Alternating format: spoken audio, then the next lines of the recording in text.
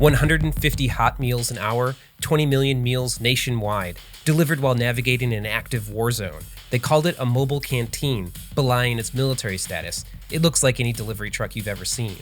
But this was the first of its kind, the primordial pizza delivery. Amazon Prime, the big bang of modern culinary convenience, born of necessity, forged in battle. This was the first food delivery.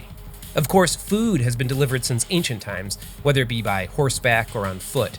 But the modern idea of a coordinated system that allows a hot meal to be delivered via a mid-sized sedan to a specific address in as little time as possible has only been in the works for 80 years now. This happened between 1940 and 1941. The world had once again engulfed itself in a war, the largest, most destructive conflict in all of human history by most measures. Despite the huge loss of life, we will have stumbled upon some pretty keen ideas along the way. Only some of them will give us the option of nuking ourselves into oblivion.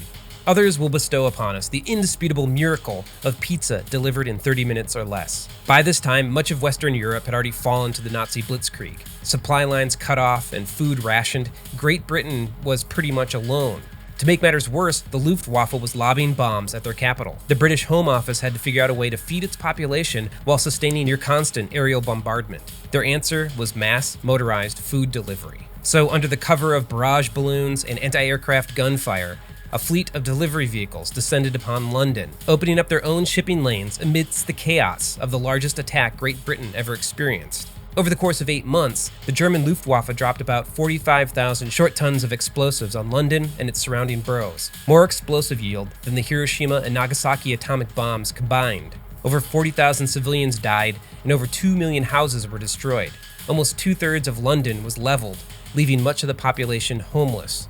These were the first customers of modern food delivery. Just as it will be in the future, time was of the essence. Nowadays, if a pizza place wants to deliver its pies to any substantially sized metropolitan area without the pizza getting cold along the way, delivery areas have to be established, routes need to be optimized, and drivers need to be dispatched in an orderly and efficient manner. The mobile canteens proved it was possible, and they did it in blackout conditions.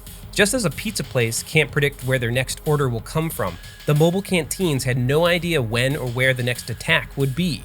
So they arranged their delivery routes in concert with the trajectory of the bombs.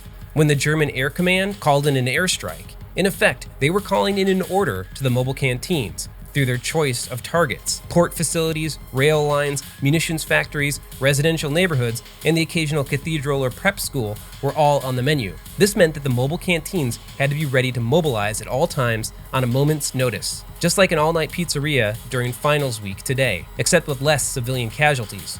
The truth is that the Luftwaffe's bombing campaign wasn't so much about gaining air superiority or crippling Britain's industrial capacity. It was about breaking the country's will to fight. Keeping the population fed meant keeping the war effort going, and nothing maintains morale like a full stomach.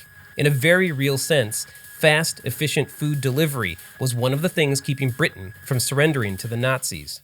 In a few years, the Third Reich would be vanquished, and the war would be over, but food delivery would be triumphant. American fast food franchises took the concept and ran with it. Food delivery drivers stormed the cities and their nascent suburbs. A newly minted interstate highway system unleashed food delivery upon the entire country. In a time of microwaves, TV dinners, lazy boys, and an ever-escalating desire for instant gratification, food delivery was repurposed as the ultimate consumer convenience, all evidence of its origins as a wartime necessity nearly forgotten.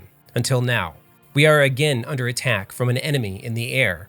A virus has overthrown the natural order, separating family and friends, and upending almost all aspects of our daily lives, including in-restaurant dining. Nevertheless, the virus can take our restaurants, but it will never take our delivery. And so, a tireless fleet of sprinter vans, mail trucks, and a dizzying array of mid-sized sedans head to the front lines. Our supply chain and our safety, as well as our pizza, rest in their capable hands. Once the unsung saviors of academic all-nighters and harried homemakers alike, they are now part of the vanguard against the virus. They keep us fed, they keep us healthy, most importantly, they keep us at home.